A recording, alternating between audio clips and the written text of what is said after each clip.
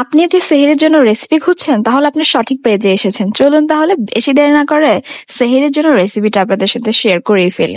আমাদের কিন্তু সেহরিতে খুব হাবিজাবি রেসিপি খেতে ভালো লাগে না, খুব নর্মাল কোনো কিছু থাকলে খেতে আমাদের ভালো লাগে। চলুন প্রথমে একটা প্যানে পরিমাণ মতো তেল দিয়ে আমরা আগে থেকে সিদ্ধ করে রাখা ডিমটা ভালোভাবে ভেজে নিব, তারপরে ভেজে উঠিয়ে নেব। তারপর একই প্যানে আবারও পরিমাণ মতো তেল দিয়ে এখানে পেঁয়াজ আর কাঁচামরিচটা হালকা একটু হলুদ বরণ করে নিয়ে তারপর এখানে আমরা মশলাটা কষানোর জন্য পরিমাণ মতো পানি দিয়ে 2 টেবিল চামচ পরিমাণ লবণের গুঁড়া, 2 টেবিল চামচ পরিমাণ হলুদের গুঁড়া, আপনারা যদি চান মরিচটা দিতে পারেন। এখানে কিন্তু ঝাল বেশি হলে খেতে ভালো লাগে না।